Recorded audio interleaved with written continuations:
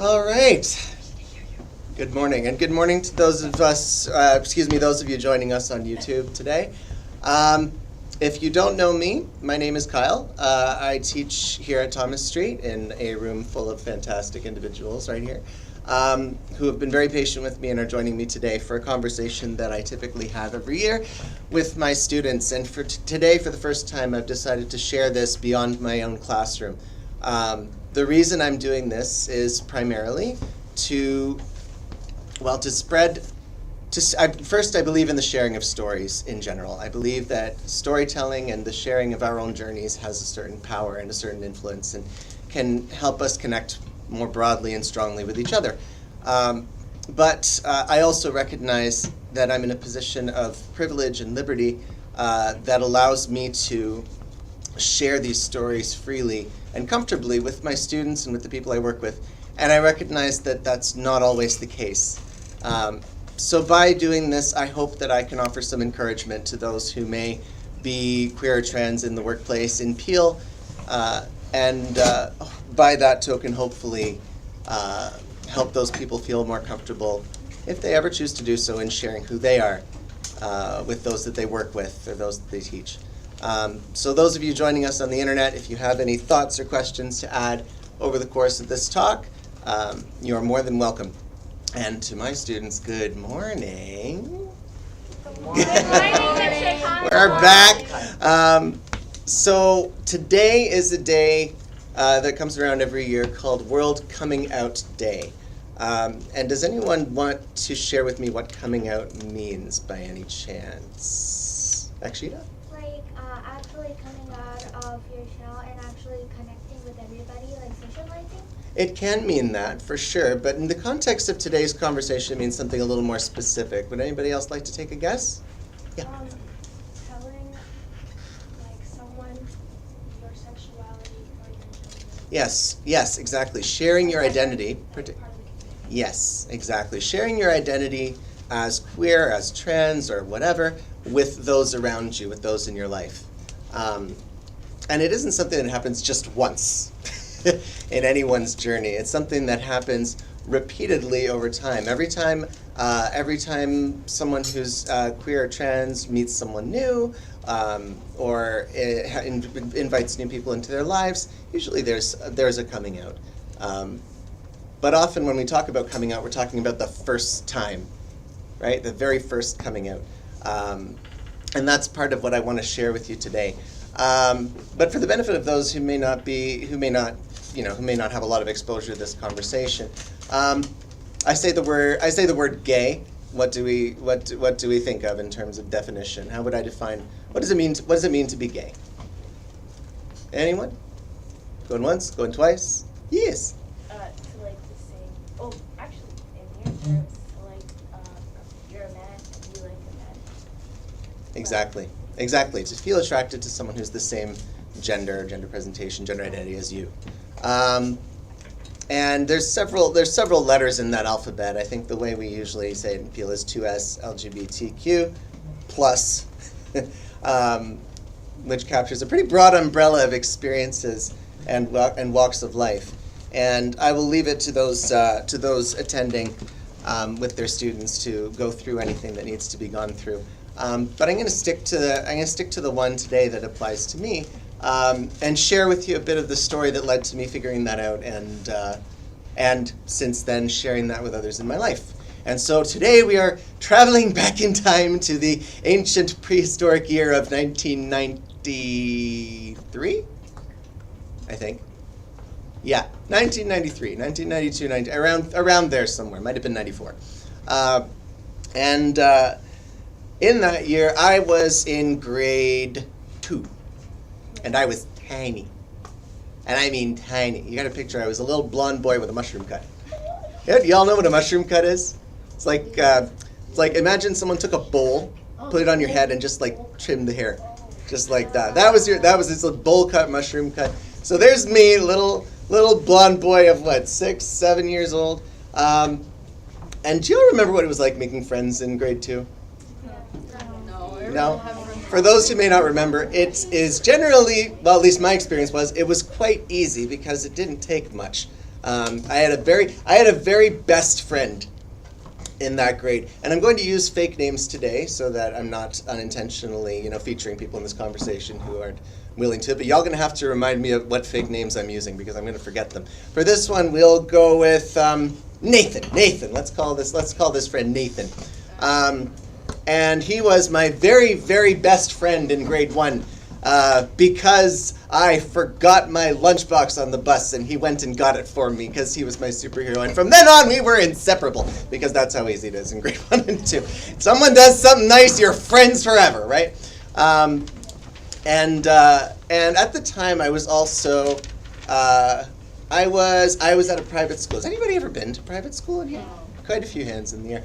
Yeah, and so it was the kind of environment where you had the uniform, right? Anybody had the uniform before in school? Yeah, and mine was like at that age it would have been the nice white shirt and a clip-on tie because none of us could tie ties because we were 7. Gray pants and very very very formal. But it was a neat time because I learned how to make friends back then, sort of. And I was also in a system of school called Montessori. Has anybody heard of that? A couple of people. Anyone want to make a guess at what the Montessori system is? Right. I don't know a whole lot myself, so anything I'm saying could be completely wrong. But my experience of it was that it was much more like free roaming education. There were in my Montessori classes there were stations set up all over the room, and you were encouraged to go at your own pace and explore learning and find out what you enjoyed and what you were into. And me and Nathan and 2 other friends formed this group, this pack of 4 that was absolutely inseparable. And it was hilarious. There was me and Nathan and then 2 other boys I'm going to have to come up with names for. Peter, sure. Peter and someone with a G. Garth. Let's go with Garth. So we got me, Nathan, Peter, and Garth. This takes me back to Wayne's World. And the cool thing by grade 3 was that we were all good at something else. The 4 of us were a very tight group, and all of us had a strength, something we were good at. Like Nathan, for example, math wizard. Absolute math wizard, could do any math you put in front of him. He was doing math at like a grade 5, grade 6 level when we were in grade 3. And we'd always go to him for help on that. He also looked like, no, sorry, I'm thinking of Garth. Yeah, let's go to Garth next. Now, Garth was Mr. Science Wizard. He was the type to go home and do experiments over the weekend, just to come back and tell us on Monday how they went. Anybody else done something like that? Yeah, we got a few scientists in the room. And Garth I always remember because he looked like a blonde Harry Potter. Oh. I'm not even kidding. Like the very first Harry Potter movie, same hair except blonde, and then the round glasses. All he was missing was the lightning bolt scar, pretty much. So we had Garth, and we had and Peter was the last one, and he was Scottish, and he had a very thick Scottish brogue, right, which is the most I'm going to do because I don't want to do accents online. But he spoke with a very thick Scottish accent and was super, super into history. That was his thing. He really, really loved history. He was super into his family, into the history of his family, and just history in general. And then there was me, and I was Mr. Language. I would read books all the time, and I could write, and I had a big vocabulary from all the books that I was reading, and I was also weirdly into astronomy then. That was a grade 3 thing. I don't know why. I've never really been interested in it since, but I could name the planets backwards like that when I was in grade 3. So the 4 of us were a great team, and that great team came crashing and burning down when the next year I left that school. Because at the time I had a teacher that didn't really understand, learning disability and stuff. And I've told you folks this before, that I have ADHD. I've mentioned that, right? And that made school somewhat difficult for me, and I had a teacher who didn't understand that very well. And I was supposed to have that teacher again the following year, and my parents were like, nope, and took me right out of that school and put me into public school.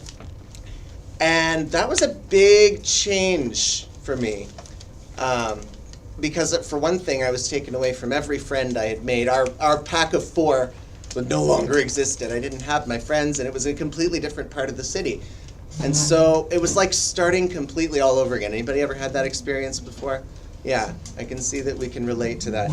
It was weird, it was difficult, and it was something that took me a lot of adjusting to. Fortunately, I made a friend right away in my grade 4 class, whose name was also Nathan, incidentally, except grade 4 was also when I discovered bullying. And I discovered it because I was targeted by it. Would anybody like to guess the reason? Has nothing to do with today's talk, but I'm curious. Anybody want to guess why? Wasn't the learning disability thing, although that did make me a little bit weird. See, one thing to know about me in school is I was academically successful, but I wasn't really people smart. You know what I mean? I wasn't socially smart. I didn't really like the same things other people liked. I was big on reading, and nobody else my age was, so I was using words and language nobody really used. It was my age. I didn't even listen to like the popular music and everything. There were a lot of things that made me different, but the one big thing that made me targeted was the fact that I was, brace yourselves, short. I knew it. That was it. I was the, see, you have to understand, I was very, very little. And apparently, at least back when I was going to school, this was good enough reason to bully. It made me different, it made me targeted. And you remember my new friend Nathan that I made in this class? Well, he realized I was starting to get picked on and teased and bullied by some of the other kids. What do you think he did? I'm sorry to say, exactly. He saw the sinking ship that he was on, and he jumped onto the ship with the bullies, and I lost the first and only friend I had at that school in that year. And that set the tone for the next 2 years. I didn't have many friends, partly because I was, well, short, and that made me different, but also partly because you have to understand, you know me now as someone who's big and loud and boisterous and excited, but back then I was very, very quiet. I was someone who was very shy and didn't want to talk to people and didn't want to venture outside my comfort zone. And I had a very hard time making friends, and then I started getting bullied, and that was the nail in the coffin. That was it. There was no coming back from that. In fact, grade 5 I earned a nickname, and the nickname I earned was Shorty 140. I'm not saying it was a clever nickname. It was not. I did not go to school with intelligent people, apparently, but it was the nickname. That became funny later on in grade 8, but I'll come back to that. So years go by. I'm in grade 6. I still haven't come up with many friends to call my own. I did make a couple of friends, other, shall we say, misfits from other classes that really didn't fit into the group. They were the people I'd hang out with on recess and stuff. But it was hard. I didn't have many people that I spoke to or hung out with. So then grade 6 comes along, and I need another fake name, one that starts with an S. Sean, sure. Let's go with Sean, sure. So grade 6 comes along, and I meet this kid in my class. His name is Sean.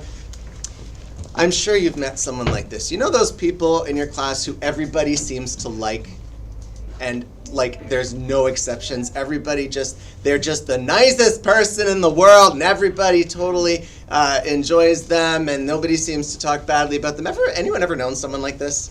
Yeah. So that was Sean in this class, and of course, given that Sean was Mr. Popular in this class, and that I wanted to have some friends in my life, I thought, okay, you know what? Sean, and more importantly, Sean didn't pick on me. That was the other thing, right? He was one of the few people in the class who didn't actually pick on me. I felt like, oh my goodness, I have found someone who's nice for once. And so I thought, if I could be Sean's friend, I calculated this because, again, I was very, academic in those days. If I could be Sean's friend, then logically, nobody else would pick on me because I was friends with Sean. Everybody liked Sean, and if he was my friend, then I'd be friends with everybody because that was the flawless math of a desperate grade 6 kid who gets picked on a lot. So, and that was also the year we were picking band instruments, and I was in the band program, and Sean picked the trombone. So, of course, what did I pick? Trombone. You bet I did. Anybody ever seen a trombone in real life? Yeah. Yeah. What does a trombone look like? How would we describe a trombone? Big. Big. Big.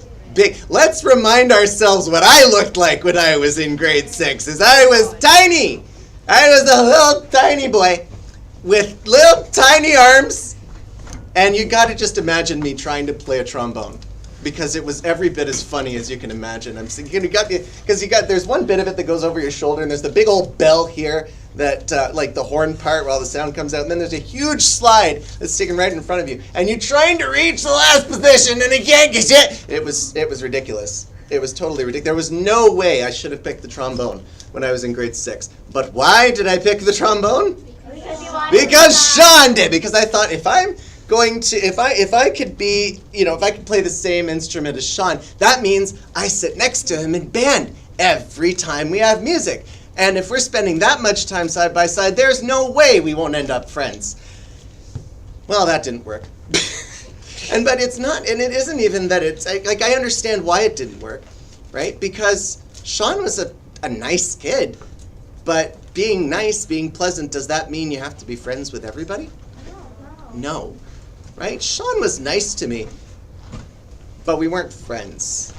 And this was something that took me time to understand, but we weren't. You know, he had his own friends, he had his own life, and I wasn't part of that.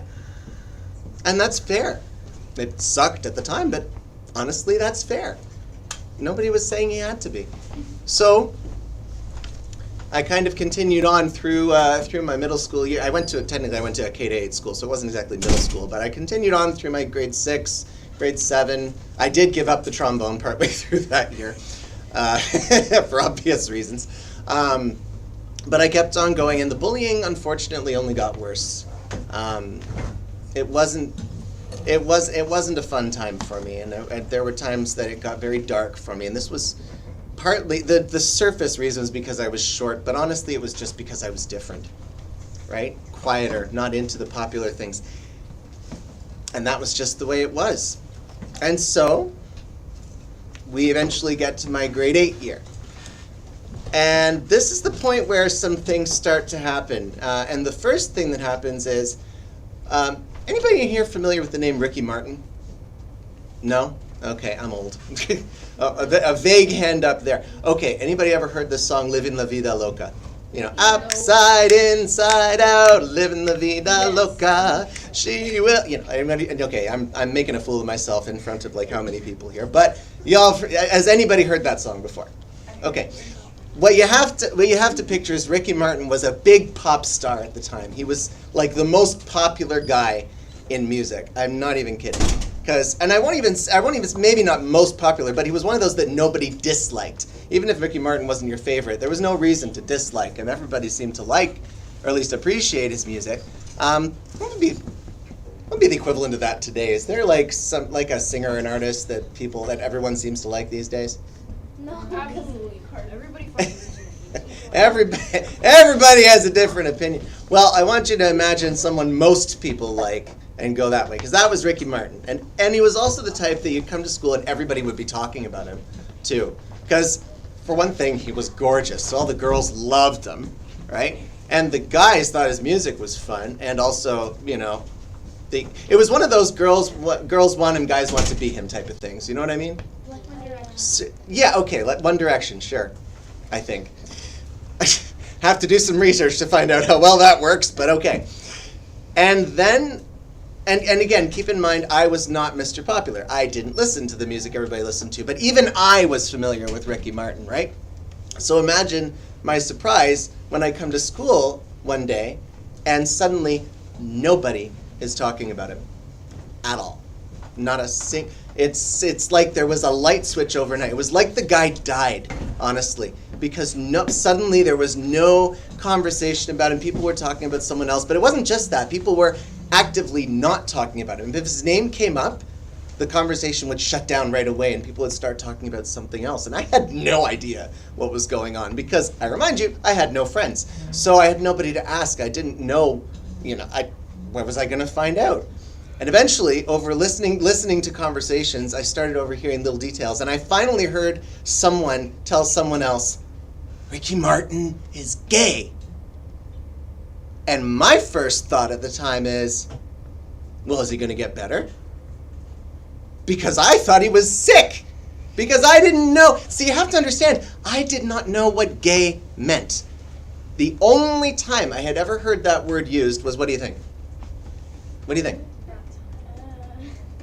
You got bullied? Well, no, not even then.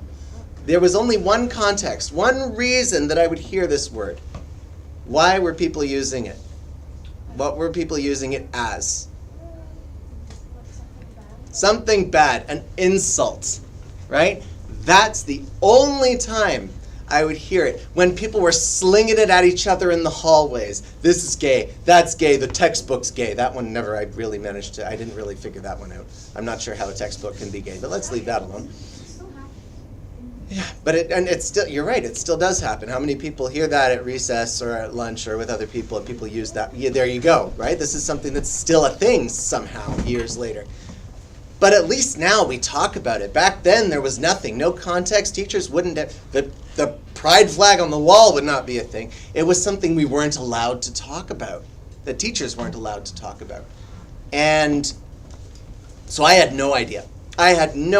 So I'm just like completely in the dark, and I'm thinking that Ricky Martin must be sick or something, and hopefully he'll get better and things, he'll start making music and people like him. I don't know. I remember a couple of days after this all came out, my mother, who was a high school teacher, she had gotten me, because and the thing is, my mom was a smart woman. She knew what was going on. She would listen. She'd pay attention. And a couple of days after the whole Ricky Martin expose, I come home, and she's bought me a poster, a Ricky Martin poster, right, for my bedroom. And I take one look at it, and what do you think I said? I hope he gets better. Well, did I say I could? Did I want to put that up in my room? No. No, I said to Mom, I can't put that up. And my mother, I remind you, smart lady. My mother goes, oh, why is that? I mean, everyone seems to love the guy. I said,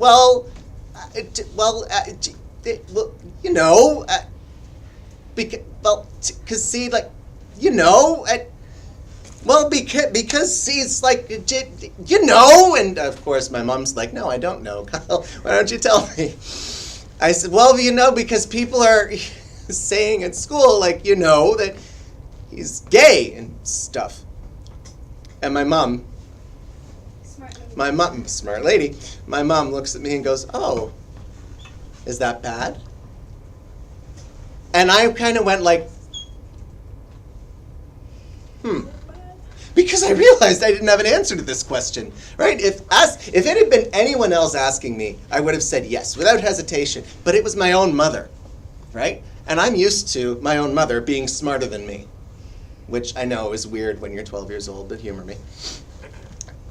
And so I decide, I gotta figure this out. I have no idea what this means. Now I've been asked by my own mother, is this bad? I need a better answer than, yeah, because people said so. So I went and did some digging. I remind you, this is before the internet, before Google, before you could just go and, search the answer to a question. I had to actually go digging. I eventually found the answer in a book. I found out that gay means to feel attracted to someone of the same gender as you.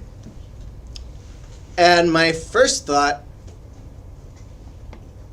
was something I'm not actually allowed to say. But I'll give you a watered down version of my first thought, which was, oh no. Because what? I discovered what this meant, and then what? What's going through my head? What do you think? Yeah? Is it even allowed? Sorry? I kind of feel the same way. Exactly. So I'm realizing what this means, and then I'm thinking about myself, right? And I'm going, because I'm seeing my own experiences flash past my head here, right? Y'all, let's go back in time for a second. Y'all remember Nathan, my best grade 1, grade 2 buddy who rescued my lunchbox from the bus and who I'd spend all this time with, and he was the only person I ever wanted to spend time with, and I really, really wanted to be close to him. And anybody picking up on what I'm saying here? Yeah, that wasn't me. That wasn't me wanting to be a closer friend. That was a crush. Oh. I'm 7 years old, didn't even realize, yeah, I had a crush on him. That was what it was. And then I think about, what about Sean, right? Mr. Trombone guy, who I picked the trombone just so I could sit next to him and be close to him in music class, and I really wanted to be his friend. Same deal. I'm realizing, oh, geez, that's what that was. It wasn't just that I wanted to be friends with Sean and with Nathan. It was that I had feelings for them. And as I'm realizing this, my heart is absolutely sinking. Because again, the only time I hear the word gay at school is it's when it's being used as what? An insult. You have to understand, back when I was in school, it was the worst thing you could be accused of. It was the worst thing. Like I said, when it came out that Ricky Martin was gay, it was like a light switch. Nobody was talking about him. It was like the guy had died. And I'm thinking, I already have no friends. I'm already bullied. And now I'm a freak. Now I'm sick. Now there's something wrong with me. And I need to stress, that was not a question. It wasn't an, is there something wrong? No. I was sure. I was sure there was something wrong with me. That I was sick. Sick. Pardon my computer. And that I needed to be fixed. And I had no idea how to do it. I was terrified. I was so scared. And the last people I was going to tell were my parents, right? Because it didn't matter what they really thought, it would be different because it was me.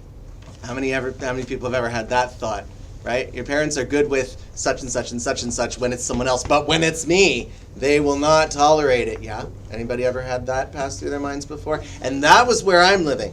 So I'm like, nobody can know this, right? I decided, right? Actually, that's a good point. I had heard though, in my dealings, in the few things I'd heard at school, I had heard that being gay is something that's a choice, right? Anybody ever heard this before? That you can choose whether to be gay or not? And so I realized, whew, well, that's all right then. I'm good. I woke up the next morning. I'm like, that gay thing was so yesterday. That's not that. You know what? No, I'm choosing differently. I am choosing that today I'm going to be, that's not a thing anymore. I'm straight and that's all I ever need to be.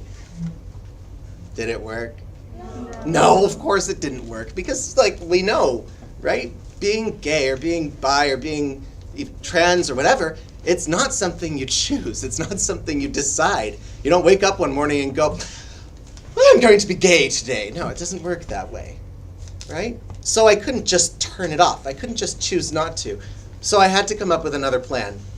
I thought to myself, okay, you know what? I'm not gay, I'm bi. What's that mean, by the way?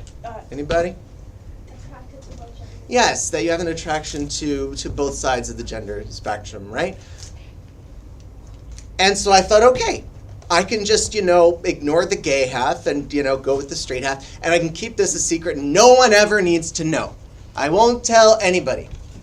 Anybody ever had, a secret that they could not tell anybody, that they had to carry around with them, and it's really, really hard, and it's, weighing on you like a backpack made of bricks, and that was not easy. I couldn't do it. It was driving me nuts. And I thought to myself, if I don't tell somebody, I'm going to go insane. So I decided I would tell my best friend, I need an M name, Michael, sure. Yeah. No, I can't use Michael. Martin. Sure, Martin. My very best friend, one of my very closest friends growing up, Martin. Sure, Martin, that works. I decide, you know what, I'll tell him. Because he doesn't go to my school, he lives in a different city, and I can tell him and that'll be fine. So one night when he's spending the night at my place, I say to him, look, I need to tell you something. And I share it with him. I said, I think I might be bi. And Martin goes, me too! And I'm like, oh, glory, hallelujah, someone knows what I'm going through. And we're like, this is great. We can tell each other, and we can be the people that we talked about this, and we never have to tell anyone else. This is perfect. Problem solved. And that worked for a while. But, I didn't really see a whole lot of Martin. We were very close, but we didn't get to hang out a whole lot. And so I thought to myself, well, maybe I could tell one other person. Maybe I could just, And because I realized just having a few people that I told would make it easier. I could talk to those people and be okay. And so I started picking my people very, very carefully. I would decide who was least likely to give it away to someone else or to share my secret or whatever, because, that's the worst, when someone shares something about you that they did not give you permission to share with you. So I started picking carefully. I would choose friends or family who I didn't see very much, or who I really trusted, who were really close to me, and it would happen once every few months. I'd find someone I could tell, and every time I told someone, it made it just a little bit easier, right? Made me feel a little bit better about myself. But still, you have to keep in mind, I still thought there was something wrong with me. I still knew there was something wrong with me, that something in me needed fixing. But I thought I can just slowly start to tell people it'll be fine. And then, I made the decision to tell. Anybody have family friends in this room? People you only hang out with because your families happen to be friends with each other? Yeah, a few people, right? So I had one of those. I need an A name, girl A name. Allison. Allison. So Allison and we've grown up together. Our families have known each other forever, and I thought, this is perfect. Allison lives all the way in Toronto, doesn't go to the same school, doesn't have any of the same friends, and I can tell her, and that'll be totally safe. There's no way that can backfire on me. So anyway, so I had the conversation with her. Now keep in mind, at this stage, I'm about 14, and Allison is 12, a couple of years younger than me. And once when I was hanging out at her place, I said, look, I got to tell you something, but it's got to be a complete secret. You can't tell anyone, not my folks, not your folks, nobody. She goes, yeah, okay, sure, what's up? I'm like, well, I think I'm bi. And she kind of goes, oh, okay. And we go on with our day, right? And nothing happens. And I think, okay, good, someone else knows. And I go along, not even giving it a second thought, mostly. Until 2 weeks later. See, here's what I didn't realize. Allison did not know what the word bi meant.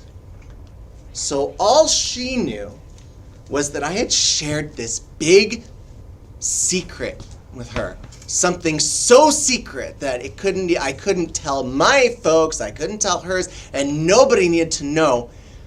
She thought that whatever this secret was, it was something awful. And so has anyone ever told you something that is really difficult, that really bothered you and you couldn't tell anyone else? Has this ever happened to you? Well, this happened to her. And of course it started to bother her. Right? She was carrying around this big secret from me, and it started to show. Her folks, her parents, started to notice that something was off. And so they sat her down, and they said, Allison, what is going on with you? And she says, I can't tell you. Anybody ever tried that with their folks? Oh, yeah. Did it work? No. Her folks said to her, well, why can't you tell us, Allison? And bless her heart, she says, because Kyle told me to keep it a secret.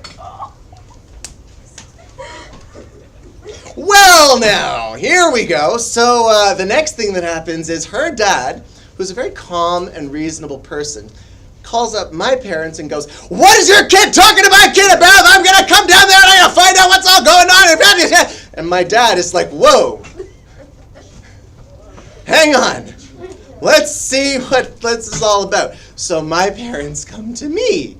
Do you ever have those moments in any part of your childhood where you can recall every detail with perfect accuracy because it was just that kind of that moment where you could take a picture of it in your mind's eye. You know exactly where everything was and what things sounded like and what the smell was. And this was this moment for me. My parents are standing in the kitchen with the counter between the kitchen and the living room between us, right? And I'm on my knees on the over the back of the comfy lazy boy chair, right? Leaning over it, and they're looking at me with the look. You know the look, the look they give you when they know, not even suspicious, because they know something's about to come out. They know they know you're about to tell them something. It's that, well, we're waiting. Yeah. And it's silent. You could hear an absolute pin drop in here because they don't have to say anything. They've told me that Allison's folks have called them and there's something awful that I've apparently said and what is going on. And now they're just waiting for me to speak. And they know I can't lie because they can find out if I lie. So all they're waiting for is for me to open my mouth and say it. It's tense. It's so tense. And I'm looking at them and I'm just thinking about all the things that are about to go wrong. And I'm like, my life is over now. This is it. But I have to. So I swallow my fear. I pluck up my courage. I somehow manage to find the words and I say to them, well, I think I'm bisexual. And there's like a moment there. And you can see my parents absorbing this information. Like there's a little loading bar on their foreheads, right? Kind of like it washes over them. And they kind of go like, and then, oh, okay, this we can deal with. We thought you were on drugs. And I'm like, I'm kind of like, oh, okay. And then they call up Allison's parents, and Allison's parents are like, oh, that's all? We can deal with that. And I'm like, oh. And from that moment, it was like a big old weight had been lifted off of me. Because up until this point, I had convinced myself I was some kind of freak, that there was something wrong with me. And now, suddenly, 4 very important adults in my life are telling me, okay, it's not the end of the world. To describe the amount of relief, I don't even have the words for it. And after that, things just got easier. I started attending a youth group for teens the next year in, Square One, the big mall? Yeah. There was a youth group there specifically for queer and trans teens to go to. And so I met other kids, other people my age that were like me, going through similar things. I started getting more confident, telling more people. At 17, I just came out completely. I didn't waltz through the hallways of my school going like, I'm gay, everybody! But like, I stopped hiding it. I stopped lying when people asked. I stopped worrying about what people thought because I knew that I had, at this point, friends and family who had my back. And then the rest is kind of history. Right? I figured out that I was actually not bi. I was full-on gay. And I mean, over the years, I grew more and more comfortable. I had friends who supported me, and now I still have many of those friends. And I have a wonderful family who supports me, and I have a career in which I can be myself and talk to all of you that I love. And I have a wonderful husband who cooks, because I don't. And I have to do the dishes, but still, it could be worse. He cooks! And things are good. And if you had told me back then that all of that was possible, I would have called you a liar, because I would have never believed it. Screw Nathan. Screw Nathan, sure. Not that Nathan, the other Nathan. So, here's the question then, what that brings us to is, what does that mean for us? What does that mean for school now? What parts of my story are important to remember? And this is the part where I want to go back to that piece where I just figured out what was going on with me. Because in that time, in that moment, where I realized what I was, I would not wish that on anybody. Remember how I told you I thought there was something wrong with me and I was a freak and sick and perverted and all these things? You remember me telling you that about 10 minutes ago, right? Yeah. I would not wish that experience on anybody. And the only reason it happened was because I honestly didn't know. And because the only time I ever heard the word gay, what was it? Bingo. It was an insult. It was bad. It was wrong. So at the end of the day, here's the thing. Is it my job to tell you how to believe and how to think? No. No. Are there people in here whose families might be uncomfortable with me having this conversation with you? Be honest. Right? And that's okay. That's perfectly okay. Am I trying to tell you that you or your family's beliefs are wrong? No. Absolutely not. Because our beliefs, the things we hold dear to, those define us and those are an important part of ourselves. It's not my place to say that. What it is my place to say is what we bring here. How we act on those beliefs. The things that we do to include or to exclude.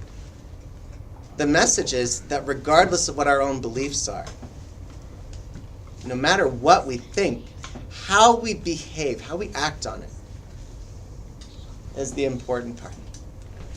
How we include rather than exclude. You can disagree with something, you can feel that something is wrong, but still include the person, still treat people as people. And that's what's important. Not that we all think the same way, but that we are all welcome in this space together. And I also want to acknowledge that my journey was easy compared to the journeys of a lot of folks. I live in a country where being gay is legal. Not everyone has that privilege. I live in a province where these conversations, as a teacher, as a member of your staff, are supported. Not everyone has that luxury. When I was a kid, I had open and accepting parents who were okay with it and who embraced me. And not everyone has that luxury either. Even despite those privileges, it was incredibly difficult for me. So, at the end of the day, we have to make this space, our spaces, our school spaces, we have to make them inclusive. We have to make them welcoming. We have to help people believe and understand that they are safe. We have to do that for each other. We have to do that for teachers. We have to do that for families. Because that's how it works. Because we have to share this space together. And that's more or less my story. Thank you for listening. And thank you all. Right.